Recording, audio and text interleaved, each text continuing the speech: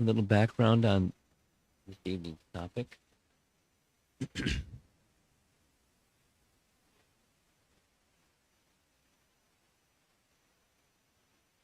Over the Thanksgiving holiday, this coming year, Thanksgiving holiday, I plan to conduct a seminar on this topic. It runs something like 10 different sessions.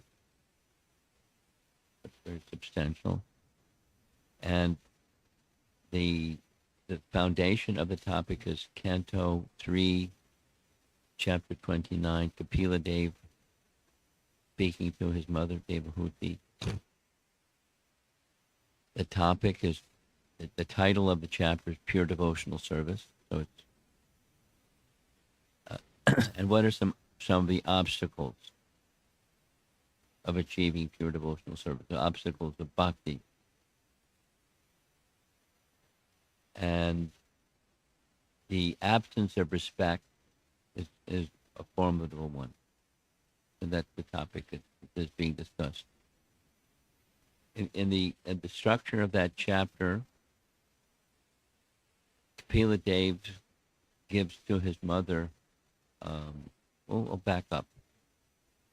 Before he gets to pure devotional service, he speaks at length what he's most known for, that is Sankhya philosophy or Sankhya yoga. And Sankhya yoga is found in Bhagavad Gita also, 3 places primarily. In chapter 2, in chapter 7, in chapter 13. Chapter 2 is what everybody knows. You're not the body. So categories of matter, categories of spirit. We belong to the category of spirit, not to the category of matter. And then midway through chapter 2, Krishna announces, now I've discussed Sankhya, now I'll discuss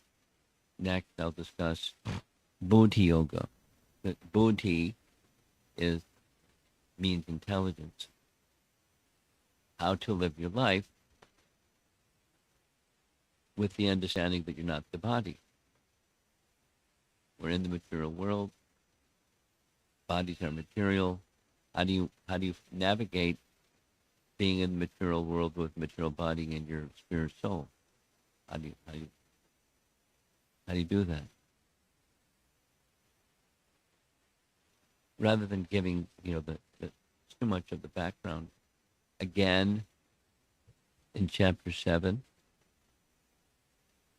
the 8 principal material and elements: earth, water, fire, air, ether, mind, intelligence, false ego, make up the gross and subtle body. And then we're in the category of spirit. So aside from that, there's spirit soul, animates the body. Then again in chapter 13, notice the division. The very in the 3 sections of Bhagavad Gita, because there's 18 chapters, so 6, 6, and 6 makes 18.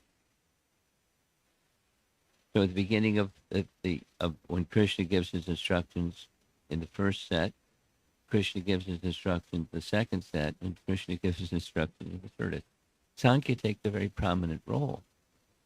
What's the purpose of the prominent role of Sankhya? Because particularly in bhakti,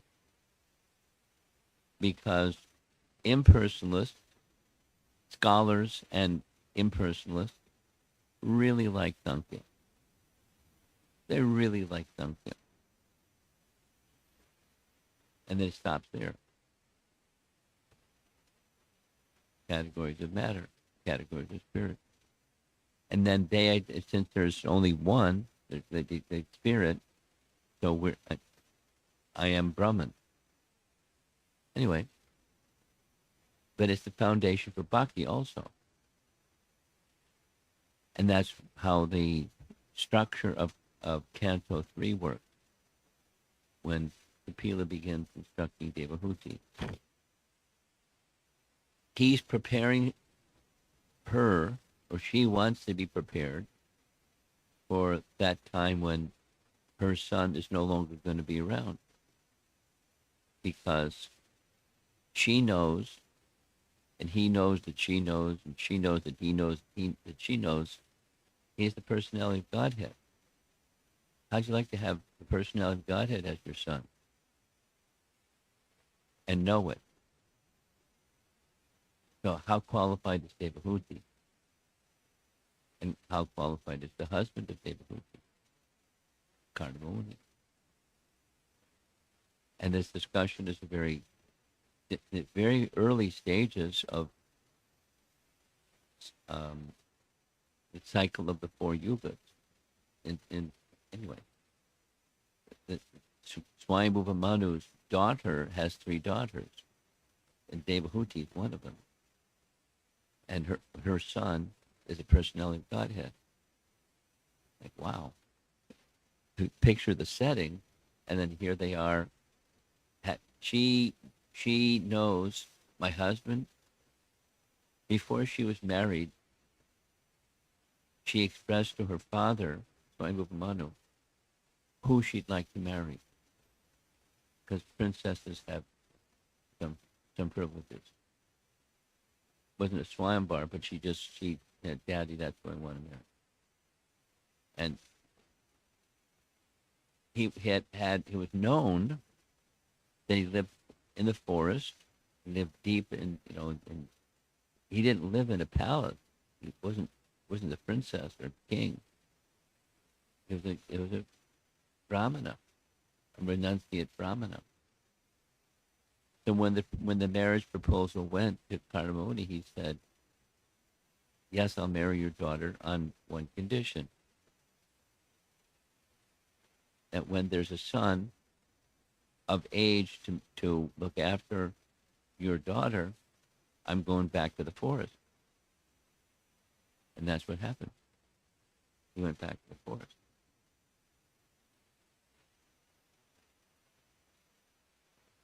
So there she is with her son, and she knows he's not going to stick around. So while he's around, I better receive from him that which is going to sustain my well-being in his physical absence. And so she asked questions, and he gives answers, and now we're all the way up to chapter 29, pure devotional service.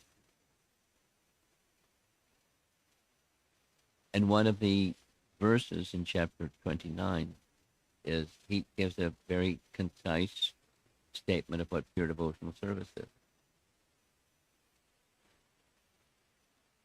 And it resembles very much the definition that Rupa Goswami gives of devotional service. What is not and what it is. Definition. So that's the target. That's where the purpose of all the Sankhya is, to help his mother or anyone who's hearing his teaching achieve pure devotional service, the purpose of life, the place where there's complete shelter. In her case, when she's in one sense an unprotected woman, in another sense a fully protected woman, because she has shelter of the personality of Godhead in pure devotional service. Or anyone else, any yuga or any gender or anything.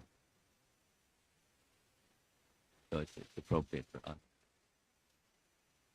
That's the target, pure devotional service. Then Kapila Dev discusses. I'm going to touch on a little bit the topics of the presentation, but just for summary purpose. He speaks about devotional service where persons worship my deity form. So, he's the personality of Godhead speaking to his mother, about those who worship him in his deity form, but don't respect the presence of that supreme Lord who they're worshiping the deity form of in the hearts of others. The absence of respect is disrespect, and that disrespect blocks bhakti. That's the context.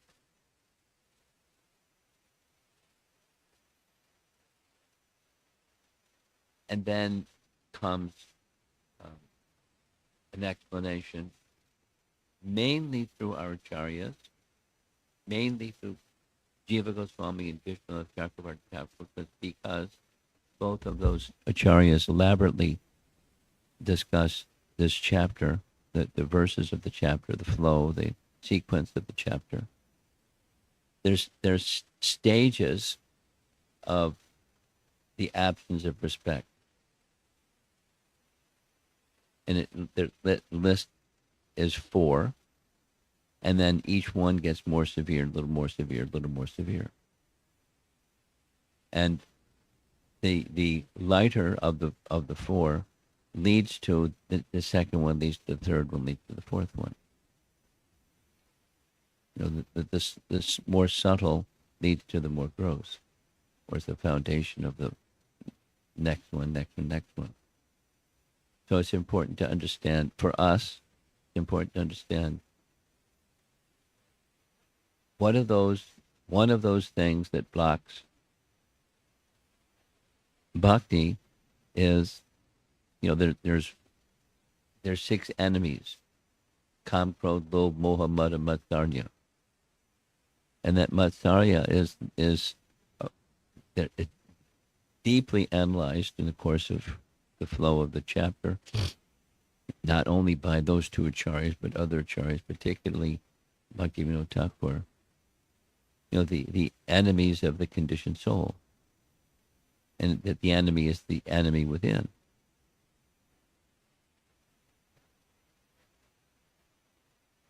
Very formidable enemy.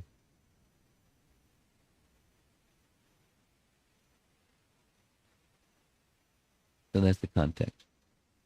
And then, the practical application for ISKCON devotees today around the world is how to overcome, how to counteract, how to behave in such a way that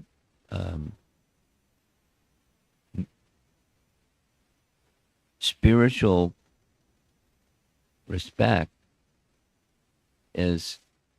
becomes more and more part of our life. We'll go the other direction.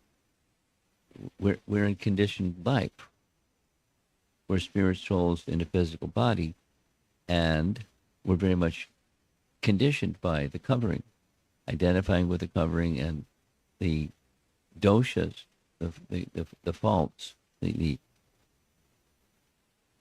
characteristic of one who isn't situated in pure bhakti. Because those that are situated in pure bhakti, they don't take birth in the material world. Those that are not situated in pure bhakti, they take birth in the material world. So here we are. The body is like a flag, indicating I have a disease called material consciousness. And so we start, those of us that at some point in time we begin bhakti, at whatever age or whatever circumstances we begin bhakti, there's contaminations as part of the package. And we're instructed by Kapila Dev and Rupa Goswami and pure devotee acharyas to cultivate Shuddha Bhakti. And we're not there yet. So what are some of the things standing in the way of Shuddha Bhakti? And this topic, this chapter 29, is one of them. It's the disrespect or the failure to respect. And they, our acharyas particularly, analyze it arises from envy. And the envy ultimately goes to the Supreme. We take birth because there's an attitude towards the Supreme that says, I want to enjoy independently. You mixed bhakti is, you can enjoy, but I should also enjoy. Or primarily, I should also enjoy. And that is, I'm at the center. The false ego places, by misconception, it places oneself at the center. And Krishna can be in the picture more or less. Sometimes more, and often less. And how to make the center Krishna. And I'm there as a servant of the one who's at the center. But if he's not at the center, then envy is there. One of those 6 enemies, Matsarya.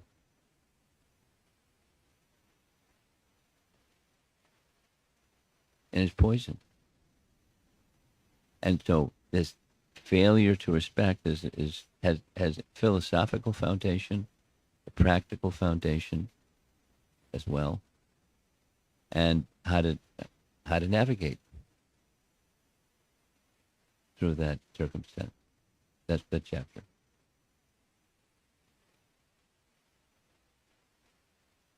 There's the scene. It's a very nice painting because Devahuti's husband, Kardama Muni, was so qualified. He knew he was very happy being in the forest, but his new wife, she was accustomed to royal lifestyle. So by his mystic power, he manifested a palace. Poof.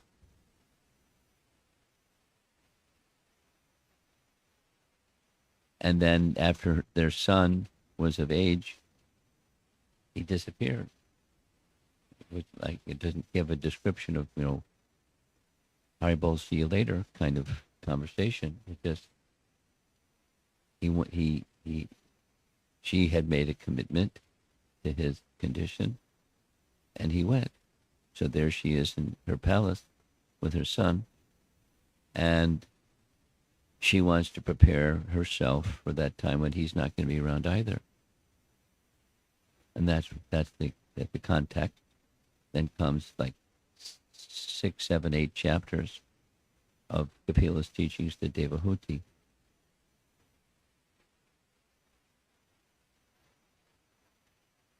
Everything about how to achieve complete success in the process of devotional service is explained in this chapter. Explanation of devotional service. That's the title, Prabhupada's title. Explanation of devotional service.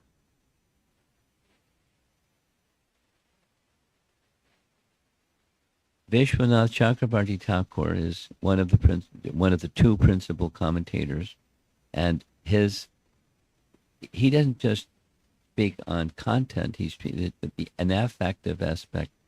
Often, he's a Rasika Bhakta, and he often speaks about the feelings, the emotions, the transcendentalness of the personalities that are the verses about.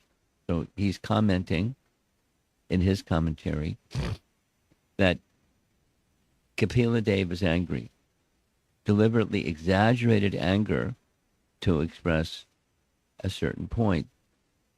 He says, this is Vishwanath expressing, people superficially say, yes, I follow bhakti, but in reality, they violate fundamental principle of bhakti, respect.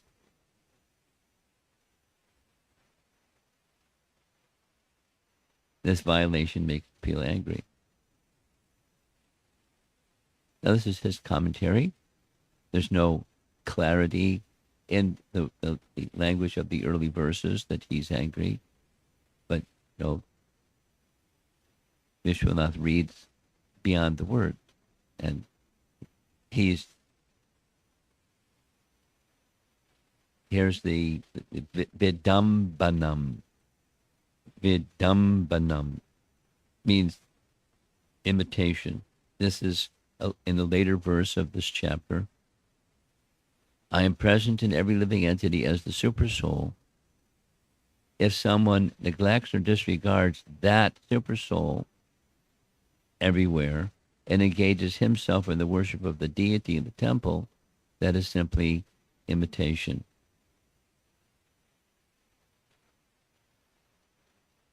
So they avagya, they ignore me. In my presence as Paramatma within the heart of every living entity, while they're worshiping me in my deity form. And that kind of worship of me in my deity form while neglecting me as the super soul, this is imitation. Imitation is pretty strong. D means particularly. Dambanam even sounds like bad. Dambanam. Envy.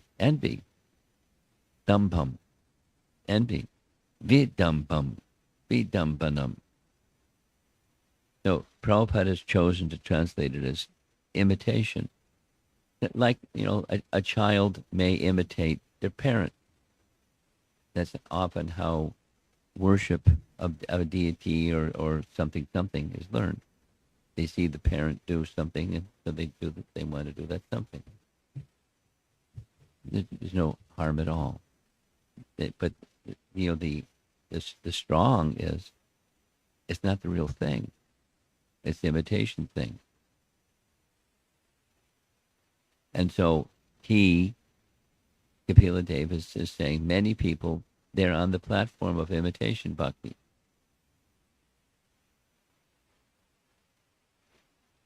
A nicer way of saying it, it's sadhana bhakti.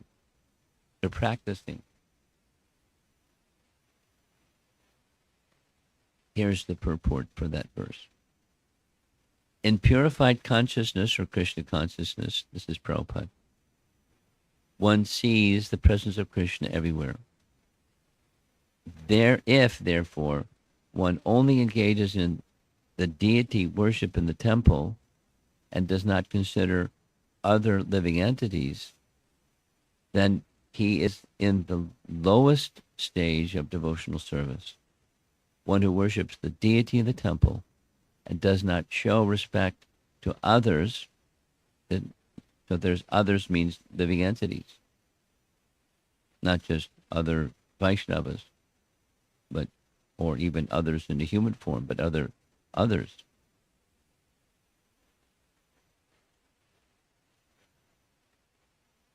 Then he is in the lowest stage of is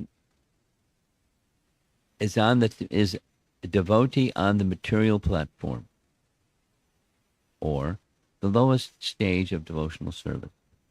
The devotee should try to understand everything in relationship with Krishna and try to serve everything in that spirit. To serve everything means to engage everything in the service of Krishna. If a person is innocent and does not know his relationship with Krishna, an advanced devotee should try to engage him in the service of Krishna. One who is advanced in Krishna consciousness can engage not only the living beings, but everything in the service of Krishna. So the painting is showing super soul everywhere, because super soul is everywhere. Or say it negatively, there's not a place where super soul doesn't exist. Sarvagata, everywhere. Within every atom, in lots of atoms. Within every living entity, the heart of the and He's everywhere. He's all pervasive.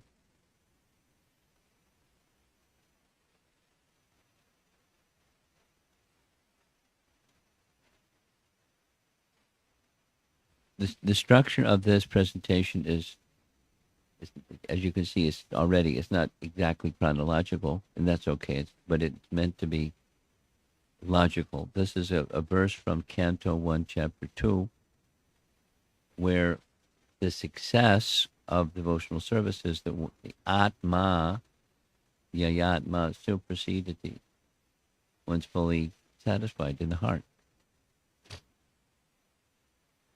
The supreme occupation, or dharma, for all humanity is that by which men can attain to loving devotional service unto the transcendent Lord. Such devotional service must be unmotivated and uninterrupted, completely satisfy the self. Or a non-Bhagavatam references over here. Why look any further if you've discovered complete satisfaction? It's a spiritual principle. It's a Bhagavad Gita principle. To give up a lesser taste by experiencing a higher taste. From Vishvanavartate. And if you do have the higher taste, lesser taste, it's not so difficult to give it up. And conversely, if you don't have the higher taste, giving up the lesser taste is difficult. Because, living entities want to enjoy. Without exception, living entities want happiness. And if you get a lesser happiness, you may be satisfied with a lesser happiness. And that's it. And that's your life, is a lesser happiness life.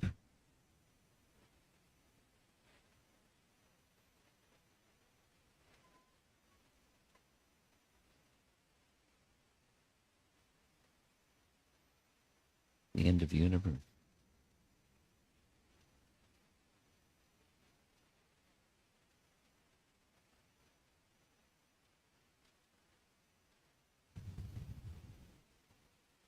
Here's a reference from Priti Sandarbha. Some of you may be like me. Yeah, I'm a deep admirer of Jiva Goswami. There's somebody that another American devotee that often somewhere, and assiduously they are reading the Sandarbhas of Jiva Goswami. They, reading Srimad Bhagavatam as well, but they really like Jiva Goswami, and there's a reason. So he really likes Srimad Bhagavatam. He has written 4 commentaries on Srimad Bhagavatam, and they're all very deep and profound. One of those commentaries is, as Prabhupada did, verse by verse, called Krama Sandarbha. Then there's another one that's topic by topic. And there's the 6 Sandarbhas, or Shat Sandarbhas. And of the 6, number 6 is Priti Sandarbha. The very first verse of Priti Sandarbha reads, the goal of the human being is attaining happiness and destroying suffering. No disagreement. Complete happiness and destruction of suffering is attained only by Priti, for the Lord. That's his opening statement. The rest of the Sandarbhas, that particular Sandarbha, is explaining it or giving scripture references and developing and developing and developing. But it's a foundational statement. That's true.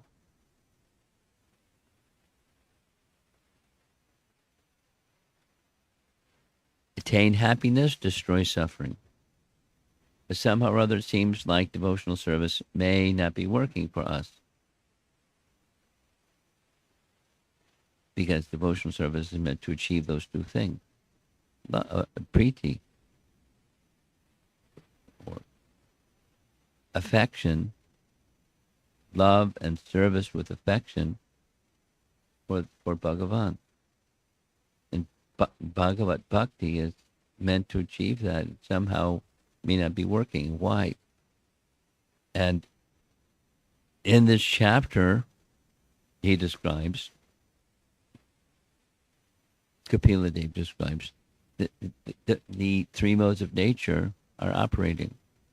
And not just operating, but it's ruling. Because we're spirit soul within Prakriti. And Prakriti has these three modes.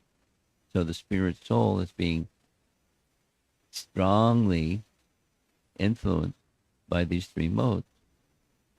When we start our devotional service, inevitably we start in the modes of nature.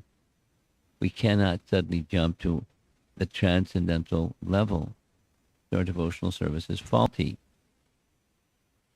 due to its being performed with ulterior motivations.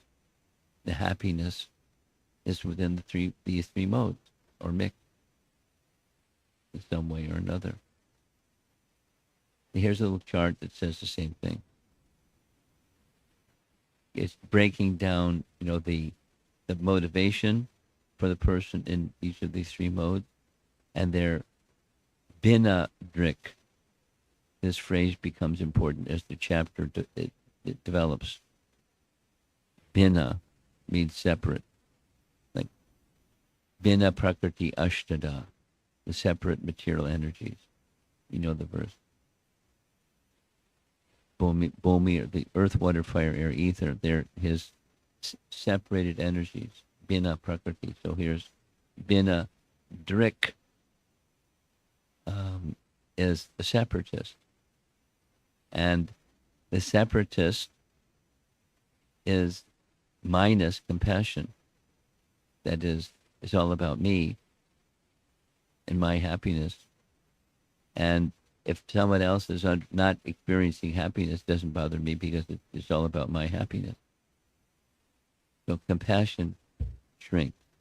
That's one of the symptoms of the age of Kali. No, when this is being spoken, it's not the age of Kali. It's Satya Yuga. But even in Satya Yuga, what to speak of where it's very prevalent and prominent in Kali Yuga, the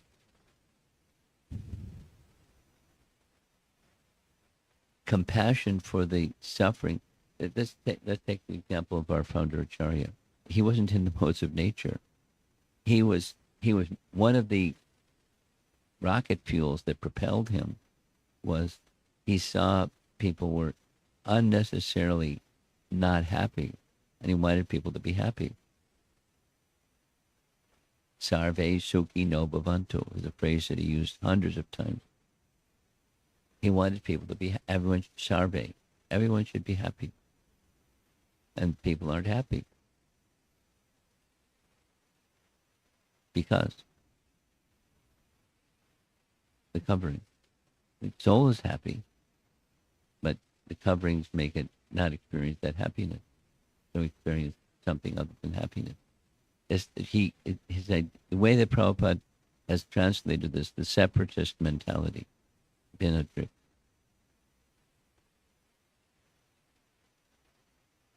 And then in Rajas, the fundamental underlying everything is this separatist without compassion. Pratak bhava, desire for objects other than the Lord. Pratak bhava, desire for liberation. More subtle in the sattva guna. So the desire for objects, that's passion.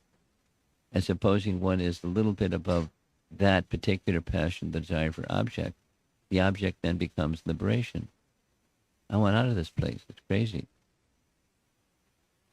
I want a life that's free from passion and ignorance, please. And, by default, not having proper spiritual understanding of the spiritual realm and or the position of bhakti, that taking one to Krishna's at the center. I want liberation. I want freedom from bondage. of material existence. Definition by negation.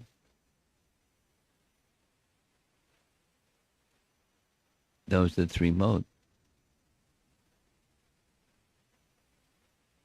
And mixture of the three modes. Pure devotional service, here's the definition given in Canto 3, Chapter 29. It's a very nice definition. The manifestation of unadulterated devotional service is exhibited when one's mind is at once attracted to hearing the transcendental name and qualities of the Supreme Personality of Godhead, who is residing in everyone's heart. Just as the water of the Ganges flows naturally down towards the ocean. Notice this metaphor is in Kunti's prayers. Now we recognize she prays in the same way, Canto 1, Chapter 8. Let my mind be like the Ganges flowing inexorably towards the sea. The Ganges flows towards the sea. Let my mind flow towards such devotional ecstasy, uninterrupted by any material condition, flows towards the Supreme Lord. So it's a spontaneous, one can say just like gravity, water flows down because of the law of gravity. Water doesn't flow up. Water flows down by the law of gravity. So it is the natural law, and there's a spiritual natural law. The mind is attracted to the topics of the personality of Godhead spontaneously. In any circumstance, when water is flowing down, if there's an obstacle in the way, it wears away the obstacle over in time. Stones or something, debris, it gets carried by the river. It can't stop it. So devotional service is spontaneous in that same way. There's nothing that can start it, nothing that can stop it. It's just, there's iron magnets, iron filings are attracted to a magnet. The mind is attracted to the topics of the personality of God spontaneously.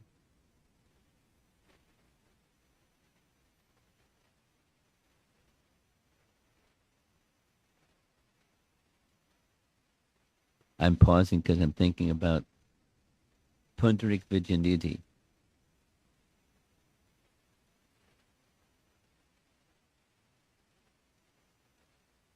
In the pastimes of Nimai Pandit, when Lord Chaitanya was young, he had a friend. He had a number of friends. One of his friends was Gadadhar, as in the Panchatattva. So Gadadhar, from his childhood, he exhibited a dislike. Not only he didn't like the objects and the playfulness of children. He didn't like. He had a natural aversion. He was very renounced, and he was attached to Krishna. So one of Gadadhar's friends was Mukunda. Mukunda is the one who we sing about in Gora Arti. He's the one that sang Gora Arti. He had a great voice. Viva Jayo, Jaya Gora Chandra. So Mukunda is the one that sang. So Mukunda knew the mindset of Gadadhar, that he's detached. At the same time, he wanted his Gadadhar to learn an important lesson. You can't judge a person's detachment like yours from the outside. So he, Mukunda, invited Gadadhar, I'd like you to meet a person from the village, from the same village that I came from, because now they're living in Navadweep, the seat of high learning. And his name was Pundarik Vidyanidhi. So, because they're friends, Mukunda convinced his friend Gadadhar to come. Gadadhar was reluctant, but he went because Mukunda was encouraging. And when he came before Pundarik Vidyanidhi to meet him, he was shocked. The man was externally appeared to be a sense gratifier, like to the max, like, opulent clothing and perfumes and a big cushy place to sit on and hookah pipes and, beverage vessels and, like, look like, why did Mukunda bring me to meet this person? He didn't say anything, but his mind was saying. And Mukunda knew, because even before they got there, that he's going to respond this way. So what did Mukunda do? He sang. And he sang a verse from the Bhagavatam, appreciating the affinity that the gopis had for Krishna and hearing the sound of Krishna's flute. He just sang the verse. Because Sanskrit is in meter that it's meant to be sung. So he sang the verse. And Pundarik Vidyanidhi, just by hearing, his mind was so much attracted to that wonderful sound vibration. He fell out of his seat onto the floor, started rolling around on the floor in a fit of ecstasy, and became unconscious. Just hearing that sound vibration. And so, guess how Gadadhar felt? Wow. You can't judge a book by its cover. When Pundarik Vidyanidhi came to external consciousness, Gadadhar very honestly, because he's a Brahmin boy, he very honestly said, these were my thoughts about you, and they're offensive thoughts. I had no idea who you really were. Please pardon me. And Pundarik was not, there's nothing to pardon as far as he was concerned. Because Pundarik had a purpose in appearing to be materialist. He wanted to conceal his spiritual identity. Purposely, he covered himself in this way. So in one sense, mission accomplished. You thought I was a materialist. And in course of time, the relationship between Gadadhar and Pundarik Vidyanidhi became such that Gadadhar accepted Diksha from him because he is such an elevated personality, a very suited person to receive Diksha from.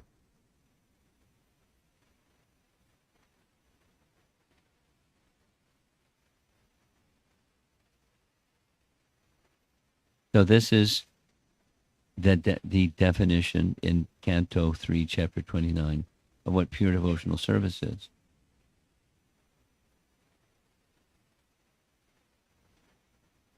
One whose mind is at once attracted to hearing the transcendental name and qualities of the Supreme Personality of Godhead, who resides in everyone's heart. So, being attracted to the form of the Lord without being attracted to the Lord who's within everyone's heart, it's not consistent. To prove that this is the highest state of consciousness, Kapila gives an example. A pure devotee does not accept any kind of liberation, salokya, sharsti, samipya, sarupya, or ekatva, even though they are offered by the Supreme Personality of Godhead, as happened with Dhruva. Dhruva wanted a kingdom. He wanted a super kingdom, better than his father, and better his father's father, and better his father's father. And it was, a little boy thinking like this. So when Vishnu appeared and was ready to give him his kingdom, he didn't want. You want liberation? No. I want association of your devotee Narada. What is one supposed to do to achieve this state? So, in this chapter 29, he gives a sadhana to achieve this state of consciousness. So it's a nice chapter, important chapter. And it includes giving up these shortcomings or obstacles or defect of disrespect.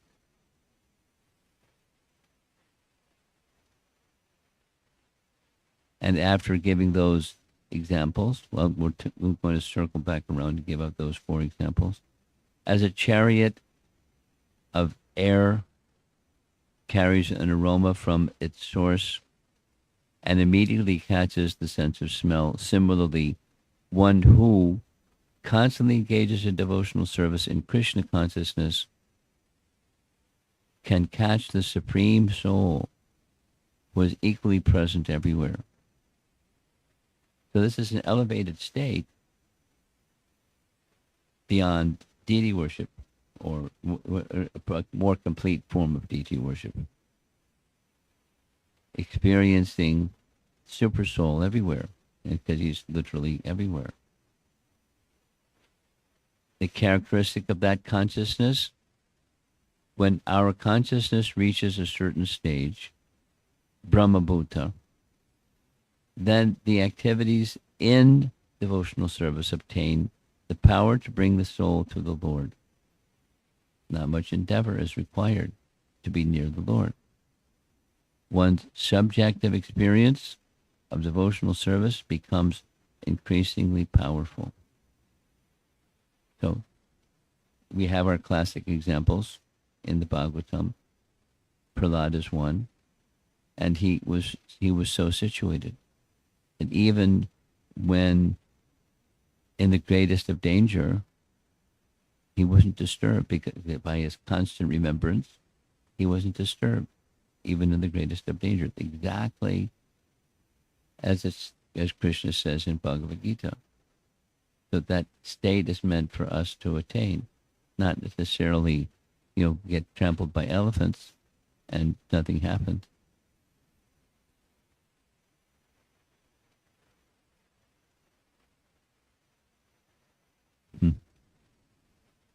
There's an example like this of a few generations after Chaitanya Mahaprabhu was Rasikananda, and there were persons who were envious, and they tried to kill him by having him trampled by elephants, and he remained undisturbed. Similar. And he reached up and grabbed the trunk of the elephant and pulled, and the elephant came crashing to the ground. It just was carrying on like as if nothing happened. Celebrated personality. Even in the greatest of calamities. Calamity comes in life. In our conditioned stage, it is almost impossible to remember the Lord. Right now, our devotional service does not have this power. That is, much of what the mind is engaged in is problem solving. And there's lots of problems. And so after immersion in, it's just distraction for pure sadhana or immersed sadhana. Because there's this problem, that problem, the other problem, the other problem. And then when that one's gone, there's 10 more. It's just, and then you die. It's over. and then you do it again. So to not go through that cycle, is there an option? There is an option. So the power of devotional service is blocked by these obstacles. I am present in every living entity as a super soul. If someone neglects or disregards that super soul everywhere and engages himself in the worship of the deity in the temple, that is simply imitation. This is Vidambanam verse. So there's a prior qualification. One isn't distracted, but when everyone's distracted. So how do you get there? You will never achieve anything in your devotional service, he says 4 times, unless you understand that the Lord is in every living entity and respects every living entity.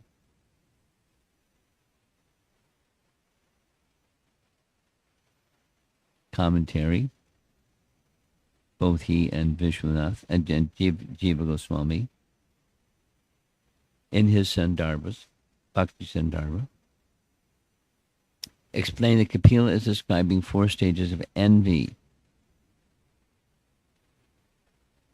in these 4 verses, along with its corresponding result. So we're going to spend a little bit of time on these 4 stages of envy, or hostility towards another. The one on the right is, more severe. The one on the far left is a kind of condescension. One may not say anything, but internally one thinks of oneself as a little better than somebody else. And for some reason or another reason. And looking down, that's this word avagya. Avagya. Ava means down. Gya means to know. Like avatar, one who descends from a higher position to a lower position. Avatar. Avagya is one who has a condescending attitude, a haughty attitude. I'm better than this person, that person, the other person. And without saying anything, but holding that regard. Now, who doesn't do that? But, the elevated souls don't do that. And there is, that's encouraged. That's the starting point of this envy that's on the far left. You'll see with these different terms. Avagya, arrogance or neglect of others. Upeksha, turning away. That's the second fellow. Dvesha, animosity, or literally hatred, dvesha. And ninda, sadhu ninda, or Vaishnava ninda, criticism. And this is, one of our 10 offenses against the holy name. Each stage grows more severe, both internally and externally. We'll take a look at these 4 verses because this is a foundational point. Here's 21, so 3, 29, 21. There's the word vidampanam again. I am present in every living entity as the super soul. If someone neglects or disregards that super soul everywhere and engages himself in the worship of the deity in the temple, that is simply imitation. So there's living entities meant to be illustrated. There's a fellow on the right, he's worshiping the deity, and he's ignoring or neglecting living entities. There's the cow, and there's a humble man, and there's a dog, and there's a mother and her child, etc., etc. Neglecting, or so the idea of the absence of respect is a type of disrespect.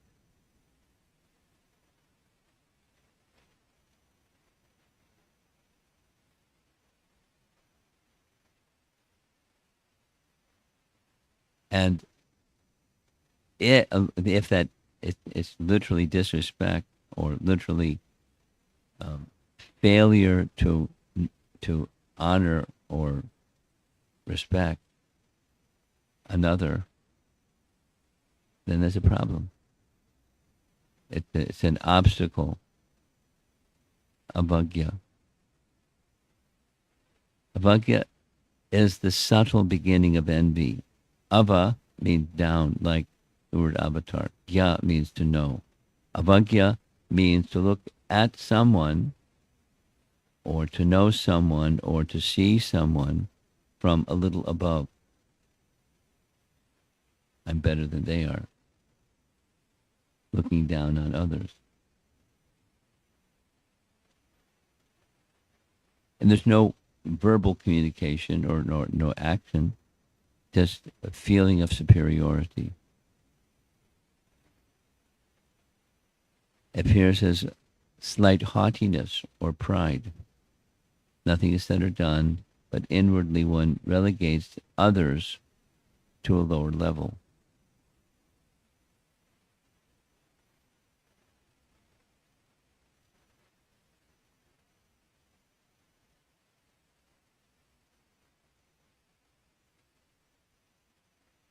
In the 11th canto of the Bhagavatam, in his discussions with Uddhava, Krishna describes the stage of a Kanishta, Madhyama, and an Uttama Adhikari, or Vaishnava. And the mandate for the Madhyama, that's us. We're not completely neophyte. We're not Uttamas either. So Madhyamas in different stages or gradations. It's enjoined that there's discrimination. You discern there's the Supreme Lord, there's advanced devotees, and I look up to, that there's peers with whom I make friendship, and then there's the innocent, then there's the offensive. So these are stages that the Madhyama is requested or instructed to discern differences. So it seems like a contradiction. We're supposed to, we're enjoined to make distinctions. But if one is thinking inwardly, thinking that others are lower, it seems like a contradiction. You hear the contradiction? Did I do it again? Do it again. On the screen here it says, this avagya stage, text 21, is a kind of haughtiness. I'm looking down upon others. Outwardly, no speech or behavior. Inwardly, others are lower. That's this offensive envy. But yet, seemingly contradictory is the duty of a Madhyama Bhakta, that's us, to make distinctions. There's persons who are averse to the personality of Godhead, they're offenders to the personality of Godhead. We keep a safe distance from them. There are others that are innocent, and we show kindness to them, show mercy to them. Then those that are on a peer level, we make friendship with them. Those that are more advanced, this is not just, and these are devotees, we look up to some devotees. In categories, we make distinction.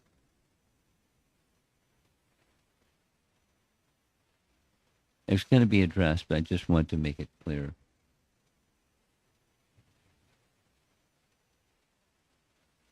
So, vidambanam.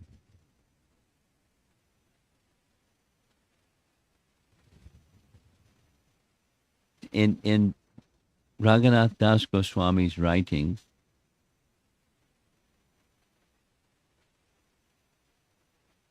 Manashiksha, it's one of the mandates that he presents, the very fundamental mandate that he presents.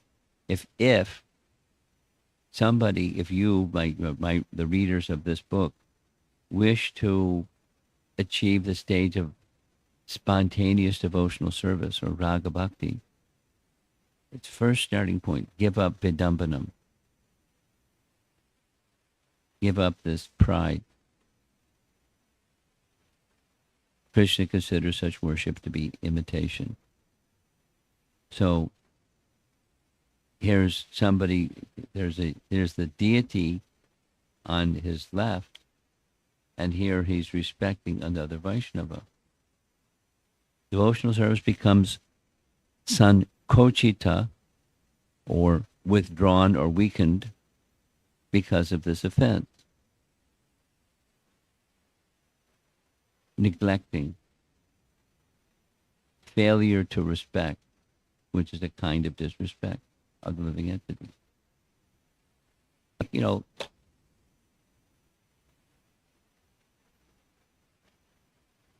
when one of the advantages of being a speaker at a Sunday feast program is I'm looking out at the audience, and then let's say over here is the deity, and then there are people that come and go, and the people that come and go, the newer people, it's very common.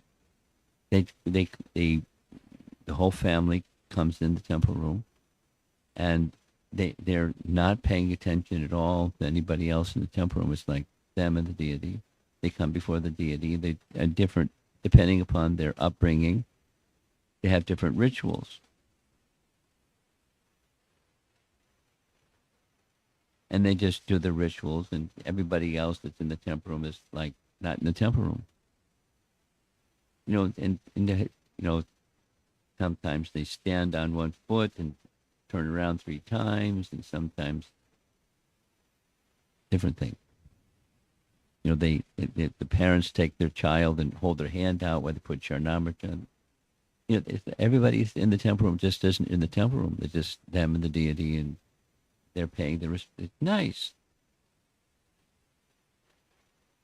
but it's at this avagya level. So here's a famous Braja story. Everybody likes stories. So this is Once Upon a Time, because good stories start with Once Upon a Time.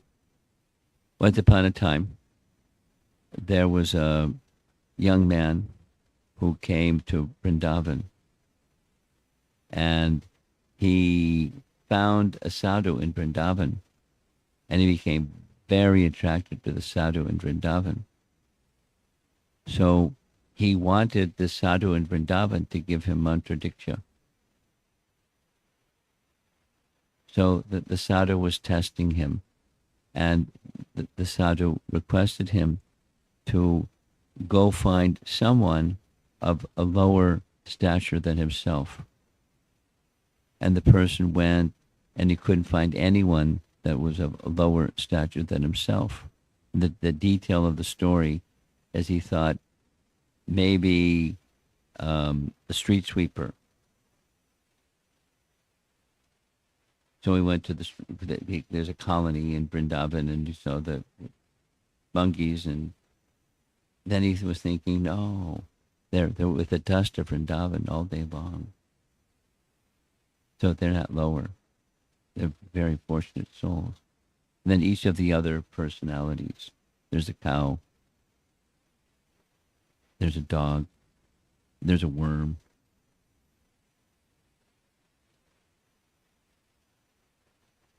And he reached the conclusion that these are all elevated persons.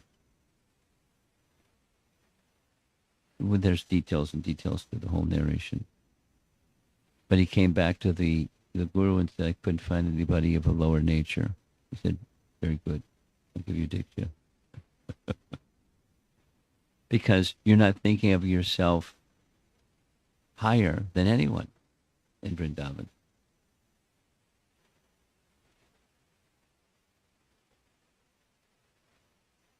In a similar way, this is painting, this is like from a comic book, but this is Dronacharya teaching all the young boys military skill. So he wanted to examine them. So his examination was, Yudhisthira, see if you can find someone who is inferior to you somewhere in the kingdom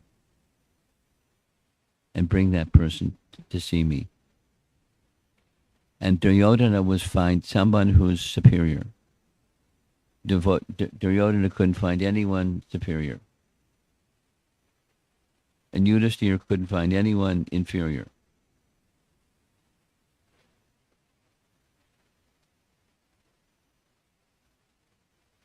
Duryodhana, having a mindset focused on finding faults and obsessed with viewing his material superiority, as a young fellow, returned claiming he could not find a single superior person.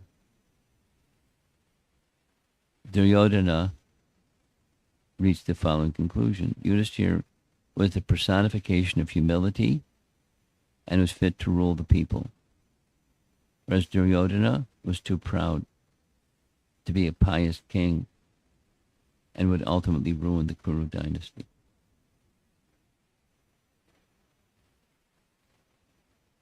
Similar.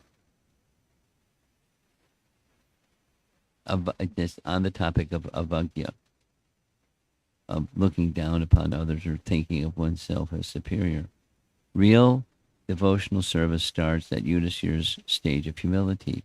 Before this, our devotional service is vidambanam, or imitation, or pretense. Kapila wants to impress upon us the result of this innocent, apparently, haughtiness. The result of such attitude is that our pretense grows more and more. Bhakti becomes more obscured or more blocked. The obstacles of bhakti proliferate. This offense of slight envy deprives devotional service of its natural power. When we perform devotional service with such an attitude, very soon we will see the hypocrisy within us. When we don't feel satisfaction in devotional service, we try to get satisfaction by seeking appreciation from others. You may know some persons, you may even be one of those persons who feels this feeling. I'm underappreciated. Or when there is appreciation, now I feel good. And without the appreciation, I don't feel so good.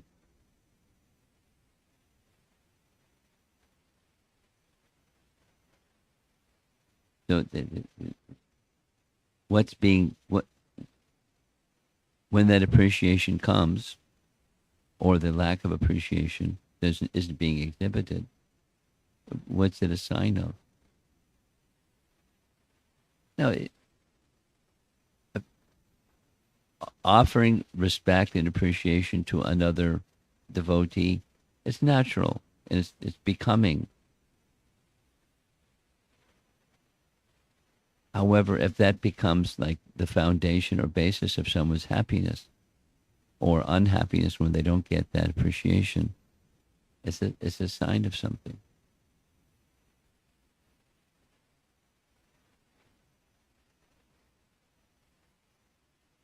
If there's even a slight difference between what we are doing when we are with others and when we're alone, this vidambana, it's hypocrisy. I behave one way in this circumstance. Just reading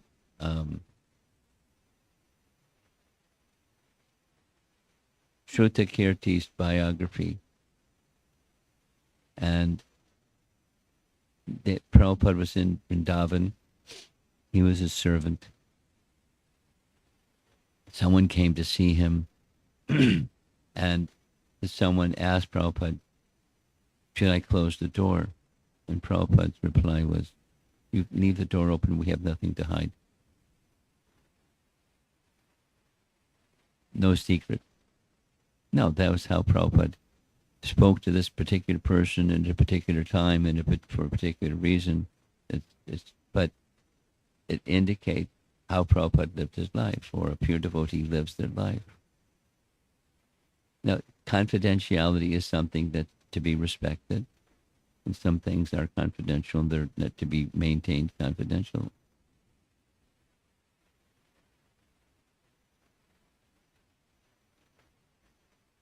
On the other hand, a disrespectful attitude is a problem. And when behaving one way publicly and behaving another way privately is not good.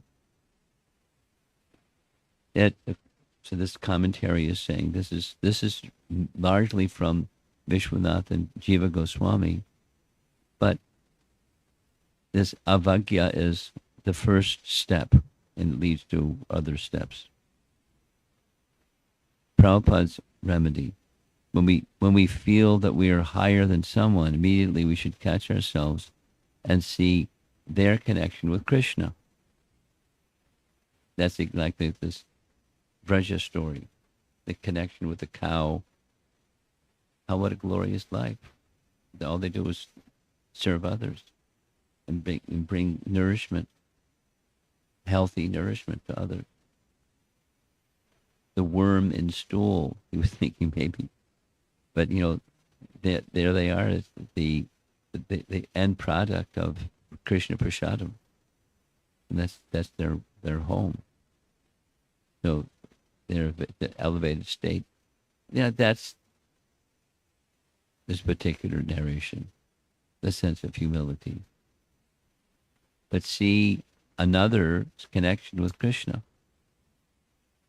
If this other person, someone, is connected to Krishna, how is he lower than us? He's a part of God. When we regard material nature, knowing it's Krishna's, how can we exploit it? This attitude is something Kapila repeats many times. We have to see everything in connection with Krishna. Here's a little example again from this Shrutakirti's What is the Difficulty book. One of the places that Prabhupada liked was Los Angeles, and one of the things he liked in Los Angeles was his there's a garden. In the garden there's flowering trees. There's a certain kind of little white flower that's very fragrant, very tiny flower, and Prabhupada liked them. And he would sometimes, Shrutakirti would bring him a little palm full of those flowers. And Prabhupada would smell the flowers and say, this is Krishna. And he would place, at night, those flowers right by his pillow. And with his nose close to them so he could smell Krishna while he was sleeping. Shrutakirti writes that in the morning, that flowers were in the same place as when Prabhupada took rest. He was seeing or experiencing Krishna within the flower. This is Vrindavan. And in the presence of Krishna. There's many, many such examples in his writings. Little things. Close association gave Shrutakirti the opportunity to see how a pure devotee is and lives. And Prabhupada's example was he was always seeing Krishna. Here's another one. This is from another city, I think Los Angeles. That could be Dallas. Someone asked, is the reason why the sky is blue is because the Krishna is blue? And Prabhupada said yes. Then somebody in the room, another disciple, said, according to Krishna book, Krishna is dark like a monsoon cloud, not just blue. And Prabhupada corrected him, saying the light in the sky is bluish because of the effulgence from Krishna, whose form is blue, a dark blue. And then Prabhupada said, just by looking at the sky, who doesn't see the sky? One can think of Krishna. And, it wasn't notional. It wasn't, a little passage from Krishna book somewhere. But it's how he lived his life. He was always mindful of Krishna in different ways, even within scenes of nature.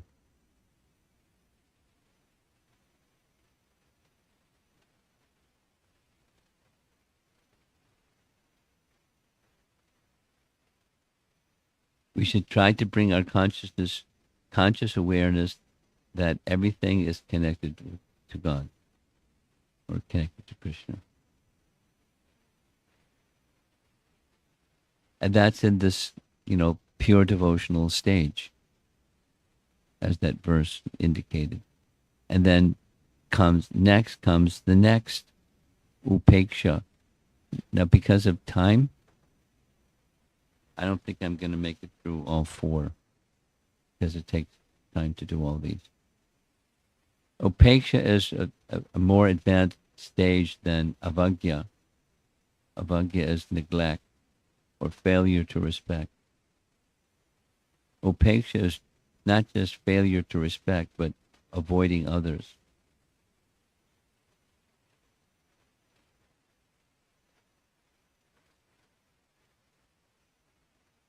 I'm pausing because when I was before coming back to the USA, I was in China for 3 weeks.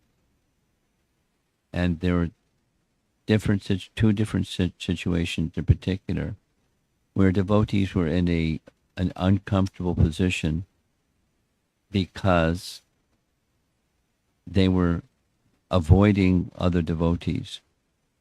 They were avoiding other devotees for different reasons, but they were avoiding other devotees. And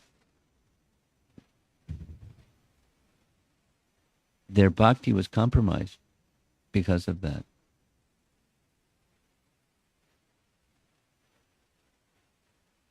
It's a block. It's an obstacle to pure devotional service. The power of bhakti is powerful, and the power of bhakti can be blocked, or one's experience, just like clouds in the sky. It was raining today, and it's going to be raining for the next few days. So the sun is in the sky as bright as when there's a clear sky as when there's a cloudy sky. But your experience of the sun in the sky is diminished by the thickness of the clouds in the sky. Similarly, bhakti is powerful. And the power of the powerful bhakti can be blocked by something else that also has the power to block the power of bhakti. So these are stages. They're matsarya, one of the obstacles that's within, is this attitude. Ultimately, it goes towards the supreme, but intermediately, it's towards another or towards others. And the failure to offer respect is one. Now here's deliberately avoiding others. Here's the verse from the Bhagavatam. One who worships the deity of Godhead in the temples, but does not know that the Supreme Lord as Paramatma is situated in every living entity's heart, must be in ignorance, and is compared to one who offers oblations into ashes.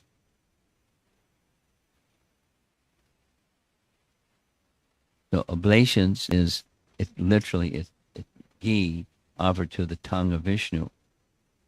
And if the tongue of Vishnu is the fire itself, supposing the fire has gone out, and now all that's left is the ashes of fire that once was.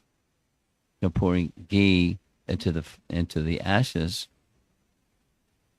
is like one who worships the deity but disrespect, ignores, stays away from others. Hitva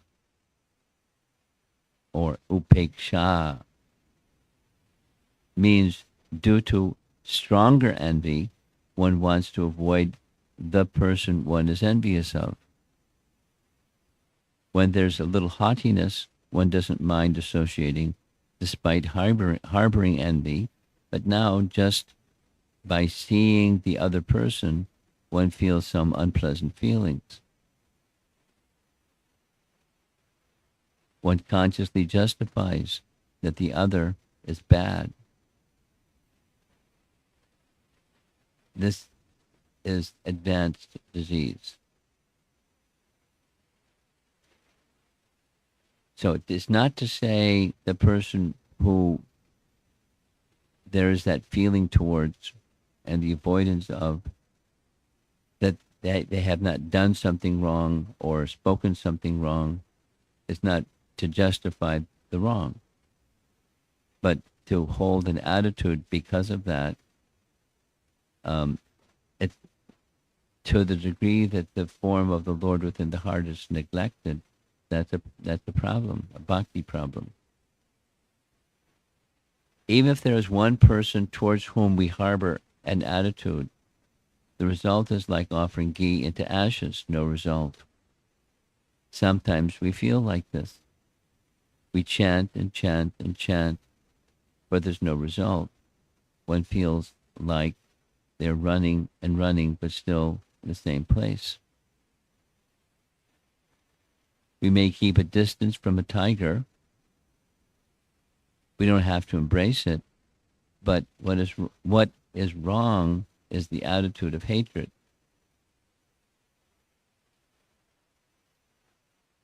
So keeping a safe distance from hurtful people, that's fine. But having an attitude towards such a person, that's something else.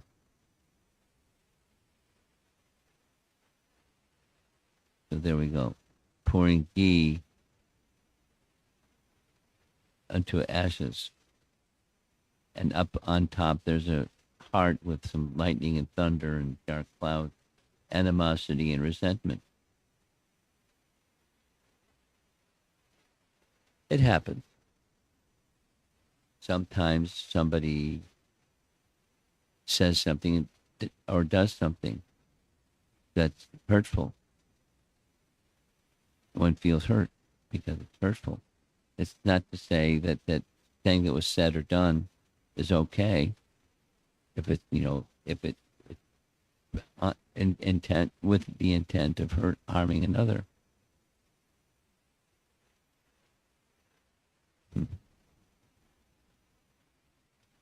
Just today, I had a discussion with somebody who some event happened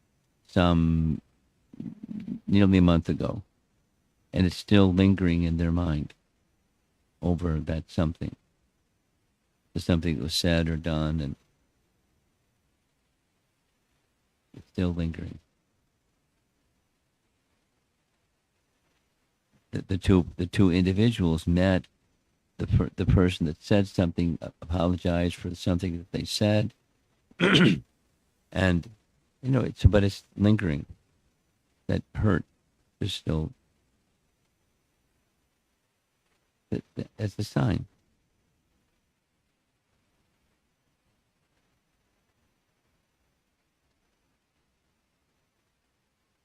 So one can. You don't need somebody to tap you on the shoulder and say, my dear friend or Prabhu.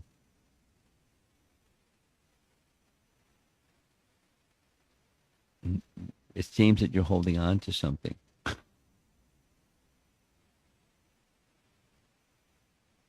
That can happen if you have a friend that understands you and understands your thoughts and feelings, and they can remind you.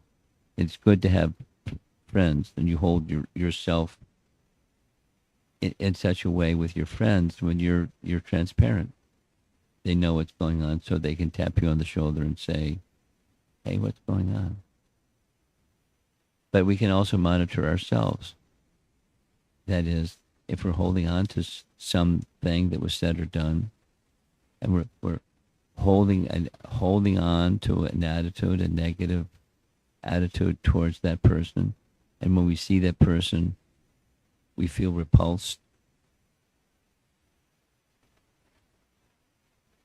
Not good. If we can monitor ourselves. Now, at the end of all of this, because it escalates to more, I'm not going to go there because of time. He provides good news. He provides a remedy. When you detect that in yourself or in others that are dear to you, what to do? Is there an antidote? The answer is yes. A bhakti antidote. Aside from chanting more rounds or better rounds or something. There's additional behaviors and orientations of the mind towards the deity and towards other living entities. So there's remedy. But I'm going to save that for another time because of the hour. This is an extended seminar with many parts to it, and I thought this evening I'll just make a little part one presentation and see where it goes, and invite you, if come visit us in Houston or hear the recorded classes or we live broadcast. If you want, you can attend that way or some part of it. But it's our summary, our purpose in Krishna consciousness is to revive our dormant Krishna consciousness, to restore the stage of loving affection towards the personality of Godhead. He is the master and I'm the servant. I'd like nothing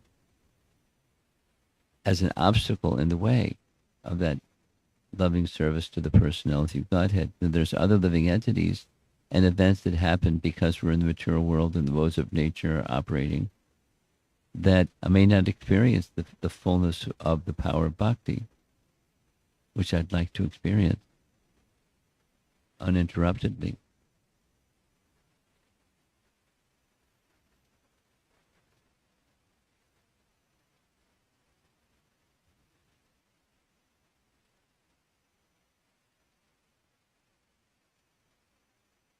That becomes possible when the heart is pure. And to get from where we are to a heart that's pure, then there's procedure. And that's what this seminar is. A major obstacle that's impeding our progress to purity.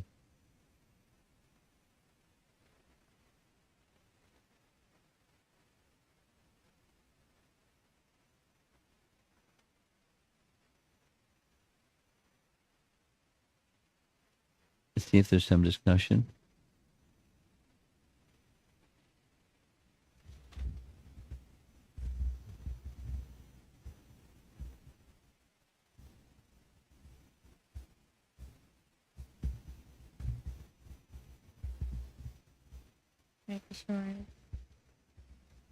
I was wondering about the contradiction between not distinguishing or not looking down on people, but at the same time distinguishing between their levels. If you could speak more about that. Okay.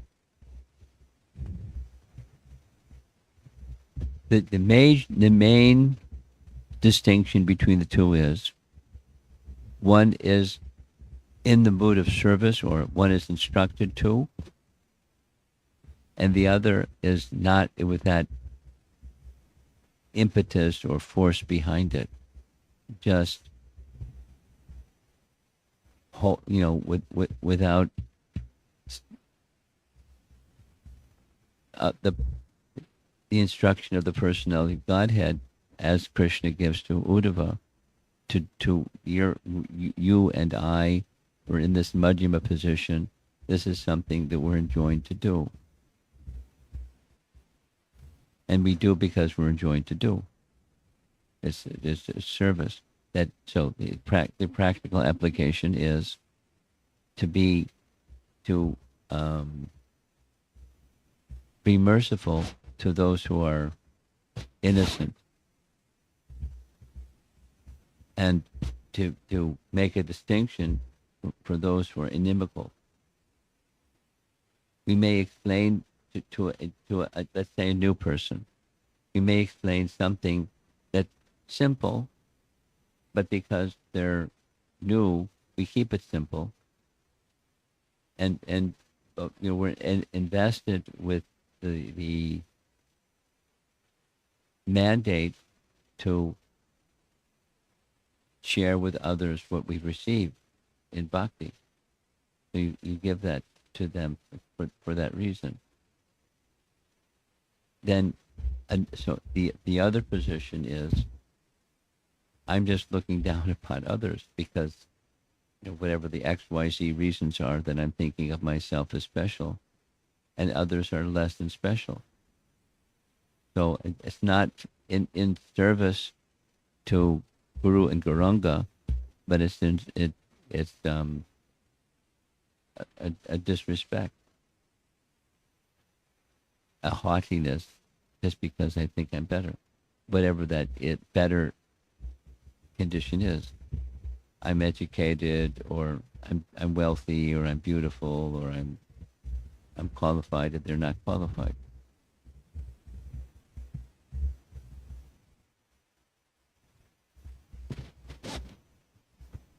A classic example is what Prabhupada did.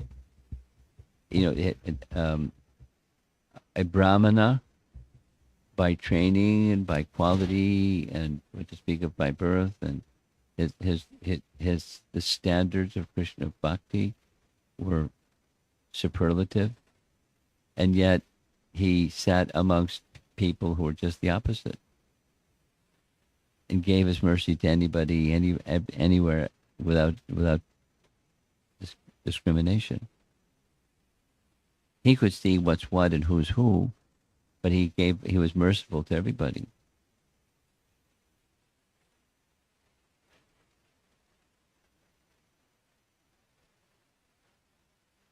Good question.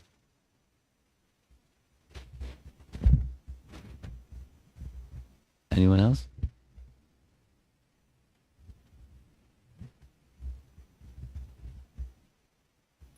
Hare Krishna, Brahman. Hare Krishna. My question is, the first stage that is blocking bhakti. So what I understand is, it's not the external thing that what you're holding on to inside, internally, that is a problem, attitude. So for both of the things to align, there may be some time. So when we are trying externally, it might look externally, but internal, it might not have been aligned yet. So it might look like a duplicitous behavior outward, but you're trying it sincerely, externally also, because that's where we know that it starts there. So is there duplicitous behavior, or so where is that thing comes? I'm going to need your help. Could you repeat? I got like 70% or 60%. What was she asking? what I understood, Maharaj, he is trying to understand the difference between duplicity, which is in the heart. So that is what her question is related to. How do I understand? That's what you're asking. No.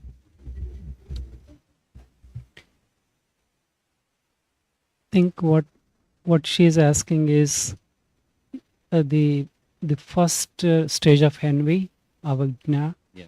It is something to do with something I'm holding inside, but externally I may behave Norm. normally, and sincerely I'm trying to overcome that, but internally I'm still having that envy, but externally I'm still trying to be nice.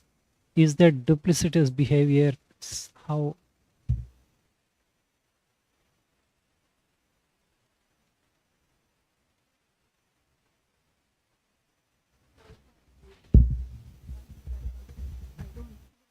I can hear you better without the microphone.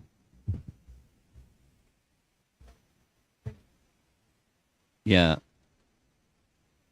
Yeah.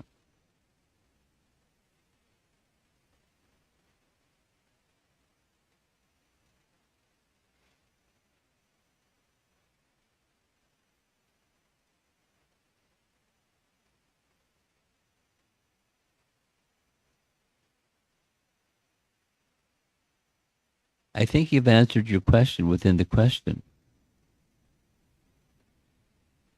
You know, the intention behind is where you can say duplicitous or not. Like take this example of bowing down. Is it duplicitous? And I don't feel like it, and I've let Prabhupada know that I don't feel like it, and Prabhupada is saying, bow down anyways, because by bowing down, then you'll understand why it's important to bow down. And if you don't bow down, you won't understand why it's important to bow down. So, in this case, this is a little bit like this earlier question. It's an injunction. You pay your obeisances. And that, just as a detail, this was a practice in the early days in the Hare Krishna movement, when the first thing in the morning when you saw another devotee, or any time during the day the first time you saw that devotee that day, the instruction was, the practice was, you pay obeisances. It may be, more than one time per day, but minimally one, because it's a principle of respect. Supposing one's not accustomed to that, in culture of the West, offering obeisances is, that's weird. But do it anyway. So the distinction between duplicity and the failure to do so, the doing so because I'm told to do so, it's not duplicity. It's what's the duplicity is. There's something that I know I should do, or something that I know I should not do, and I conceal it.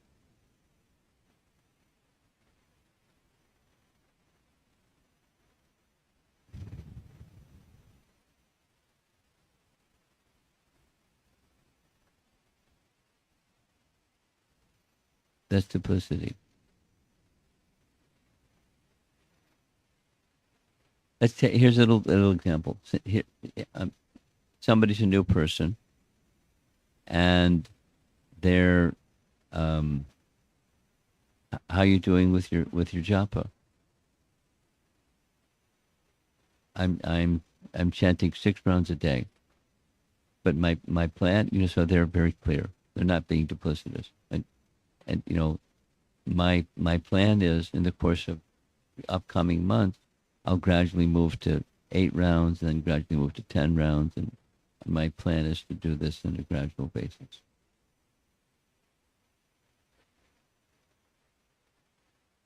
And then there's somebody else that they've taken vows of initiation, and over time, sometimes it happens, they slacken in those vows. And then when asked, the duplicitous is to not disclose, and the honest is to disclose for different reasons, due to occupation, due to family, due to children, due to this and that. That vow that I once made, I haven't been able to maintain it. And so then, that honest and transparency, and then from that point of acknowledgement, then what's next? And duplicity might be to say, I'll fix it, when there isn't really the intention to fix it.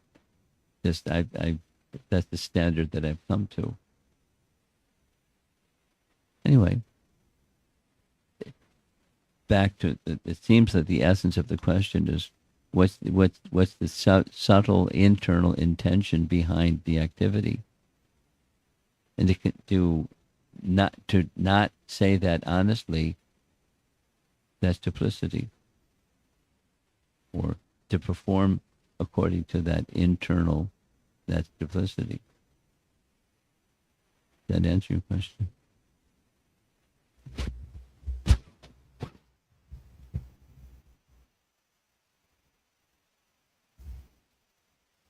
Yeah. Hare Krishna Guru Maharaj. Thank you for the wonderful class. So regarding the disrespect and those things, I've committed so many of those things, and sometimes hatred speech also, and looking down. Sometimes take what? Hatred speech. Hatred. Hatred. Secrecy. Hatred. Okay. And looking down. You went to the next one already. That comes after upeksha. Ill-wishing others.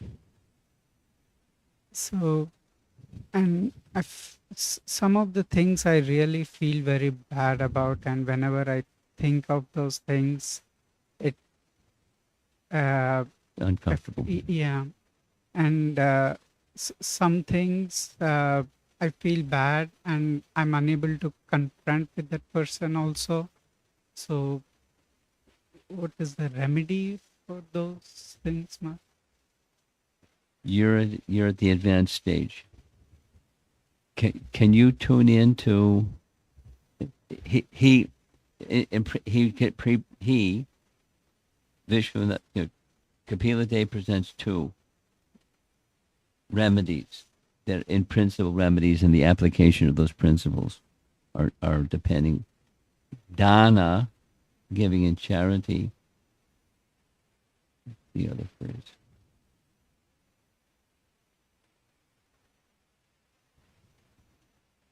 Mana, offering respect. And in different ways, those two principles can be applied, depending upon the circumstance of life, the relationship and the circumstance of life. In principle, feeding others, for example, it's not just for feeding people who are poor.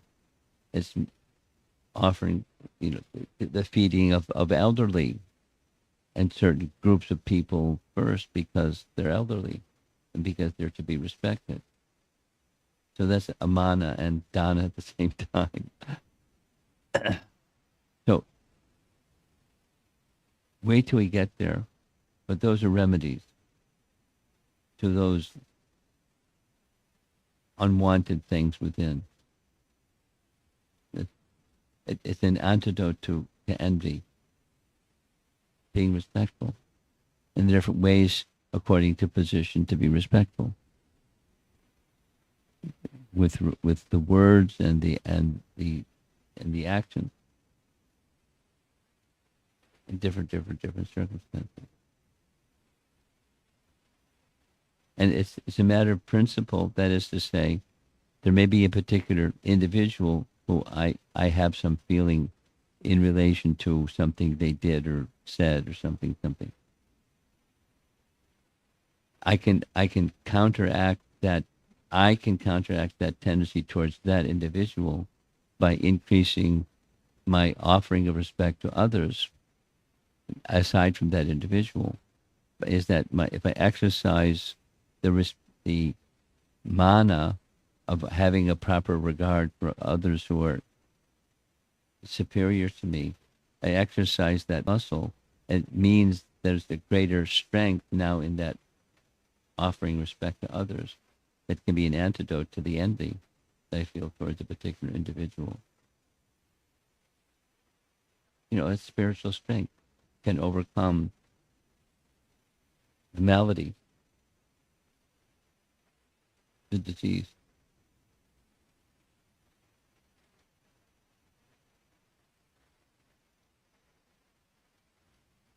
You okay?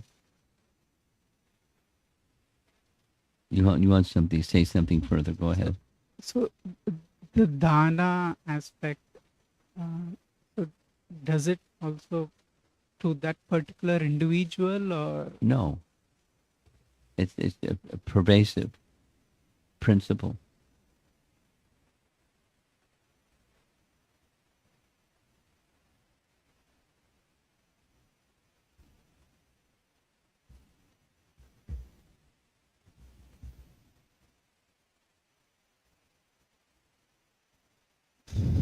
In village life in India,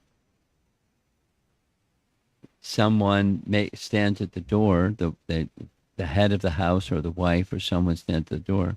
Is there anyone out there that's hungry? Come take your meal before the family members eat. You place their stomach before yours. There's Sanskrit that's connected with all of this. Best to wait until we get there. Okay? Okay. Yeah. Shankar Maharaj, please accept my humble obeisances at your lotus feet.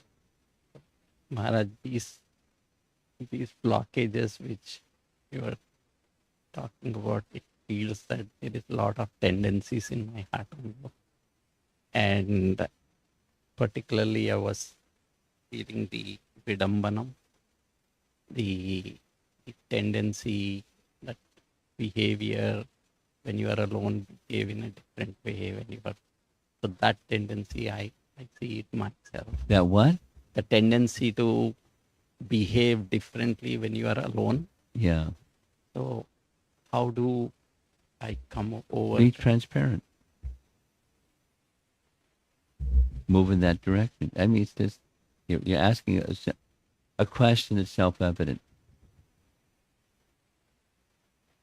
If I have a tendency to behave some way when I'm in a private situation and a different way in a public situation, what's the remedy? That's the question. Move in the direction of transparency.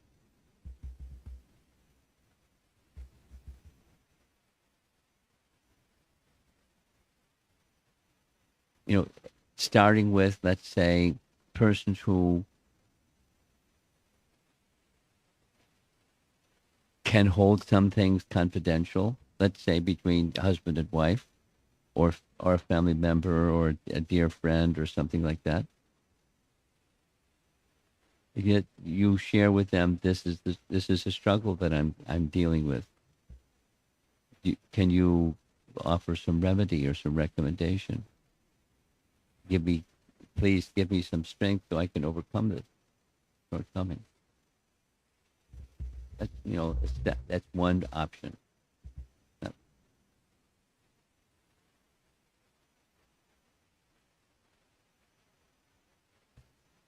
You want more? Yeah, what is the, I think I feel discern and the judgment.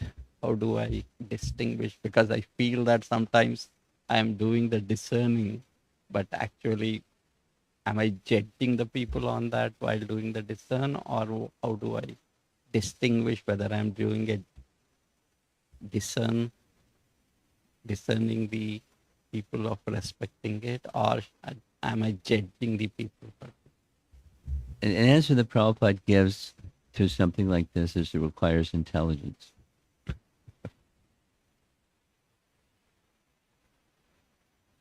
You know, the intention behind something is subtle. And how am I going to discern the intention behind something? Is it this or is it that? Takes intelligence and the intention to please Krishna is where that intelligence comes from. Super soul can give intelligence to that person who wants to please Krishna, and then that the more subtle features of intelligence and discriminating capacity becomes yours by arrangement of super soul, by intelligence. An intelligent person can discern, and a less intelligent person cannot.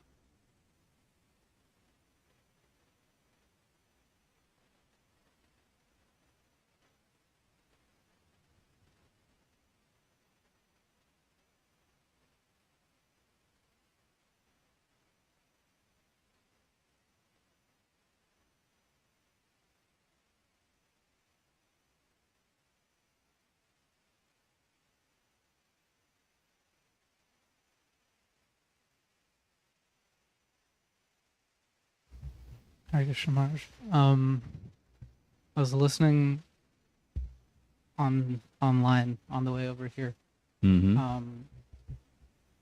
I just want to clarify the meaning of upeksha.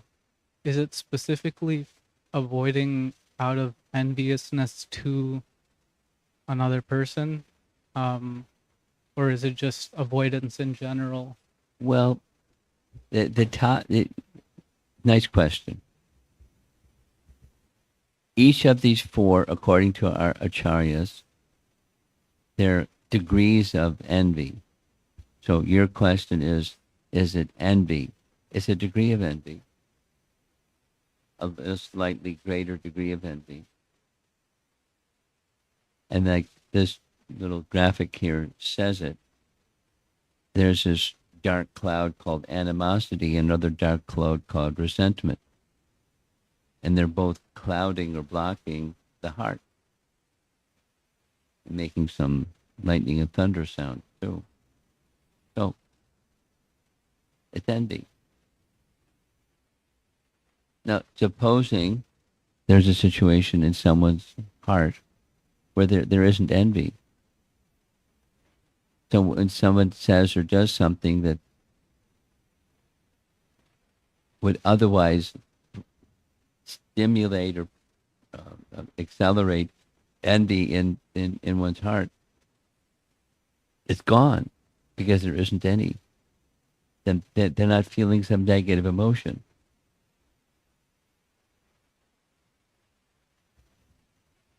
To the degree that envy is prompted by a situation, to that degree there's envy in the heart.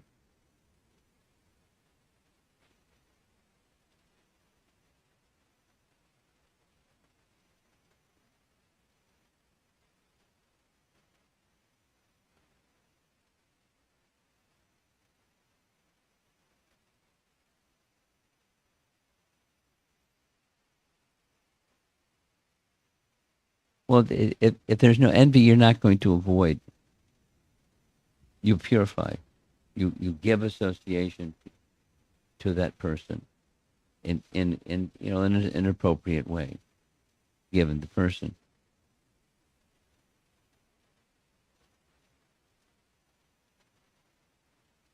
And there's many examples. I could give some examples, but where an exalted person is offended, and they don't take offense. There's nothing to forgive because they don't take offense. No, between the person who is the offender, it's like this example you heard on the way over here of Pundrik Vijayanidhi. He was not feeling, you've offended me, and I accept your apology. There's nothing to apologize for, because he purposefully was concealing his spiritual elevated status, but it became revealed by Mukunda just by singing a verse. So there's nothing to forgive. There was no envy in his heart. There's nothing to forgive. Although there was an offense. It was a mental offense. He didn't say anything, but he was feeling pretty strongly like, let me out of here. This is a sense gratifier. Look at this guy.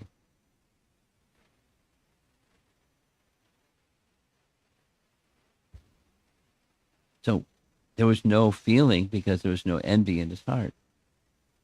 And there are situations where there are devotees like that.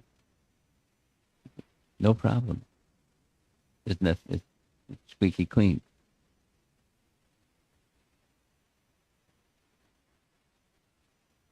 There's other examples, but that's a nice example. I'm not sure I'm addressing your question, though.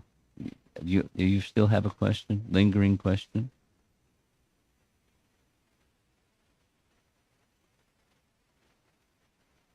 Let's say it again. To the degree that there's something inside, envy, matsarya, one of the 6 enemies of conditioned soul, to whatever degree that there, it's going to go towards another person, and ultimately it's arising from one's envy towards Krishna. But supposing that envy towards Krishna is zero, it's gone. It means gone because there's a desire for loving the Supreme Person. Only, nothing but that. That's all that's there. There's no envy. There's no obstacle to pure bhakti because one is situated in that regard for the personality of Godhead. There's nothing else.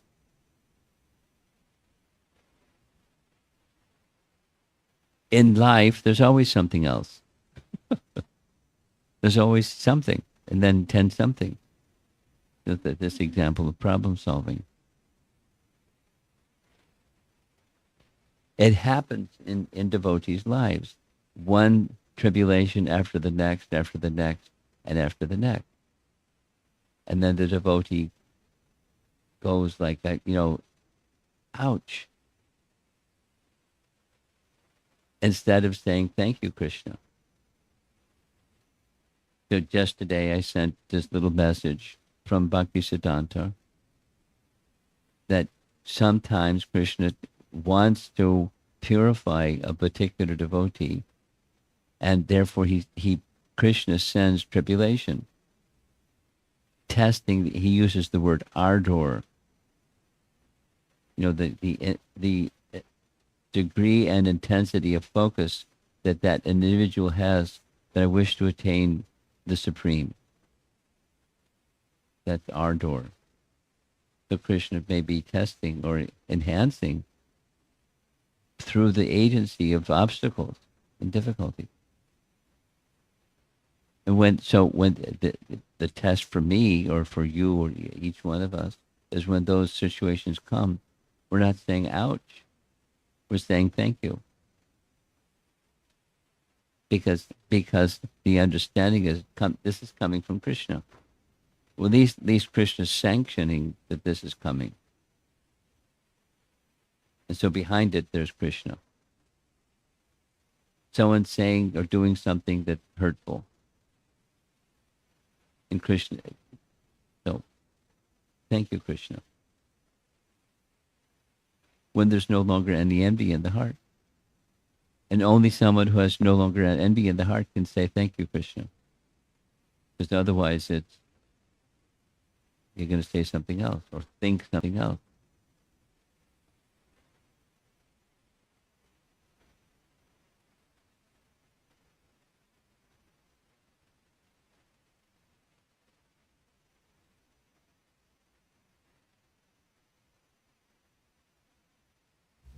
Hello.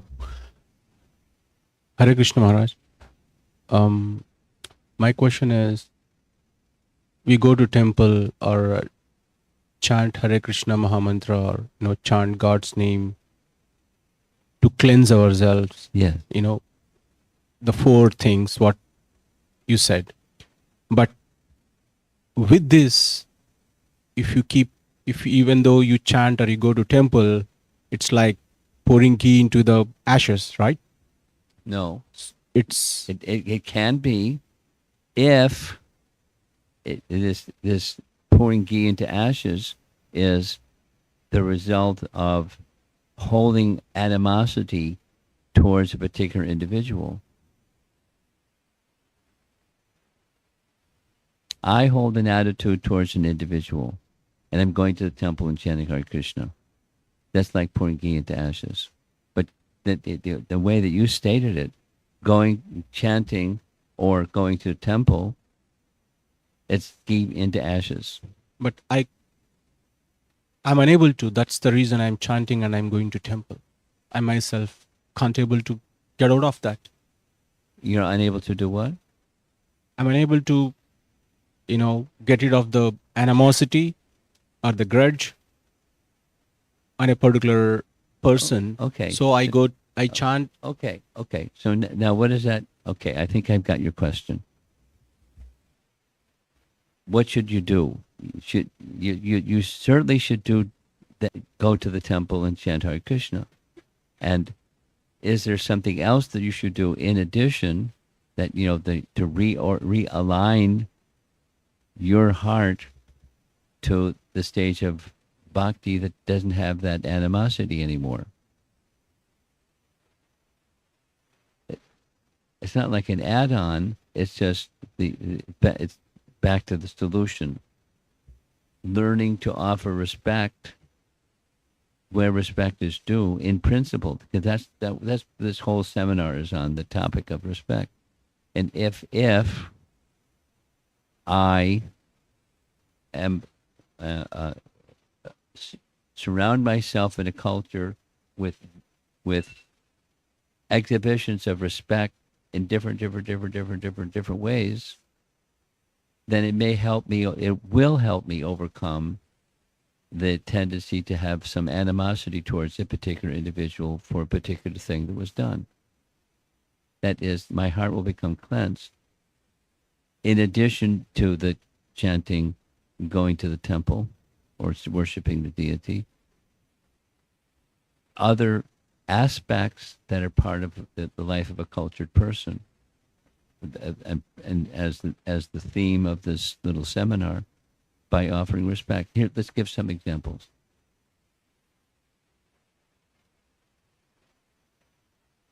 Respect elderly.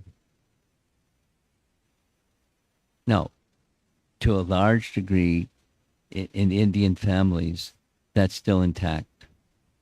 There are situations in which the country in which we are, where that's not so much the case. It's less diminished. And we're in, over a period of time. Then how is that respect to elderly to be exhibited? Are there ways that it can be exhibited? In addition to, with palms folded before the elderly person, showing some external signs of respect. Are there other ways so as the culture of respect expands, then the obstacle of feeling some animosity towards a particular individual, that diminishes.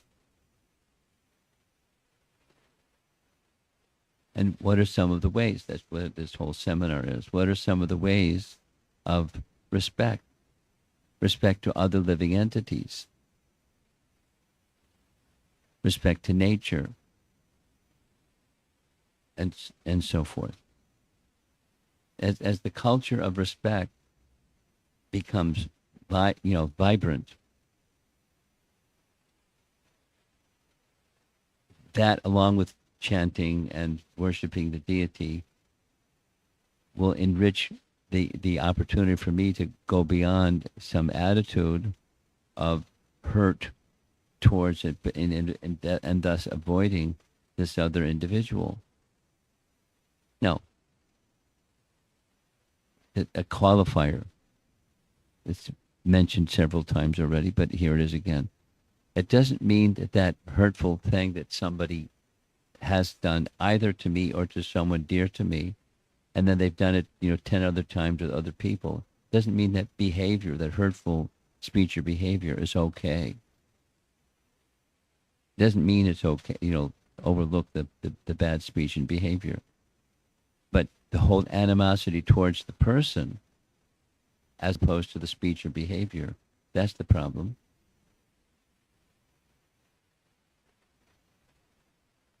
I may have made a choice with a certain individual. I'm going to keep a safe distance from them because they're hurtful. And it's not just, in my case, I've seen it several times. They're hurtful people. So I'm not going to disrespect the person, but that behavior, the hurtful behavior, I'm going to keep a safe distance. And those persons that are dear to me, isolate them if possible, protect them from that hurtful behavior.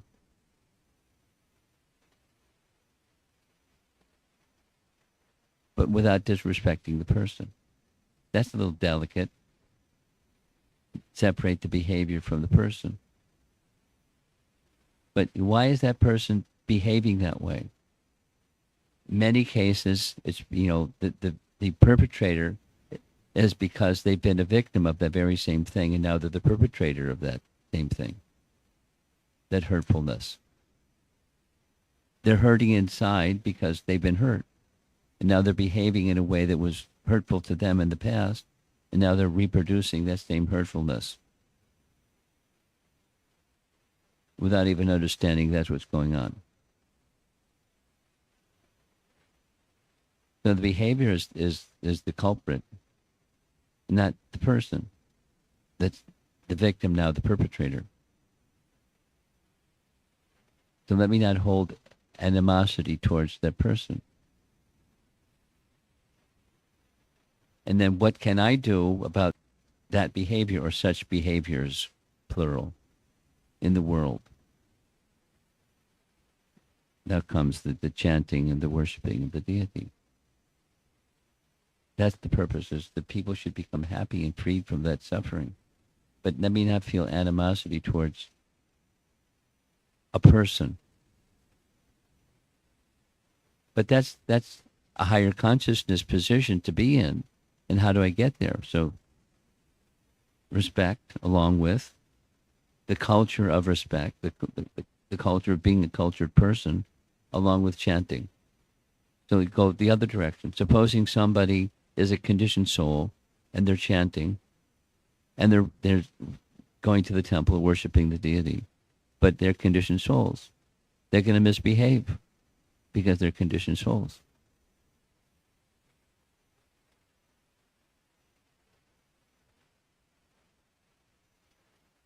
And I see that misbehavior.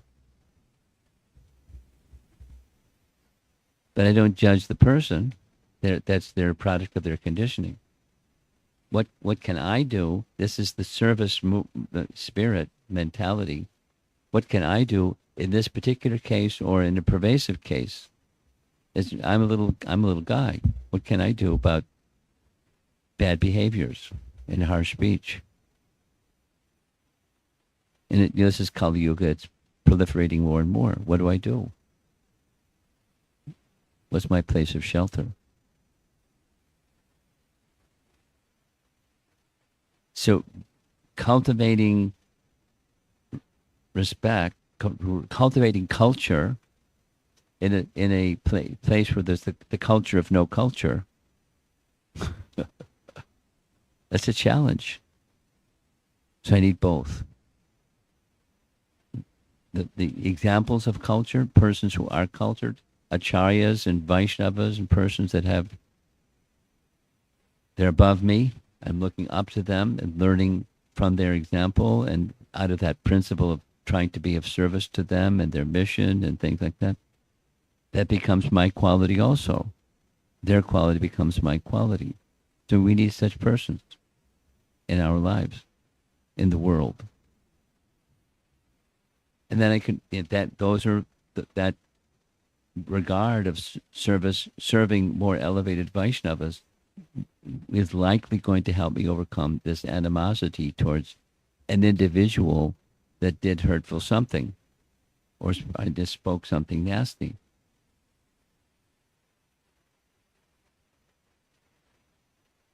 And that, that it goes back to some people, they're just so immersed in it. There's a hopeless case.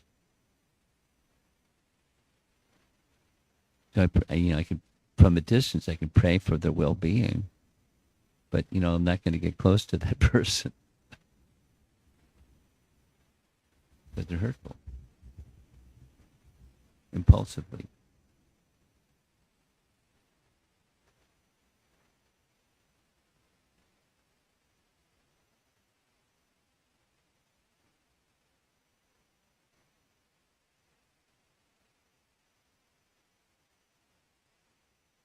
Here's a nice example. The two nice examples.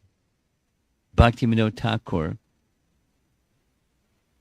super, triple super powerful, prayed to the personality of Godhead to send a ray of Vishnu into this world, because the degradation of Kali is so progressive and so difficult.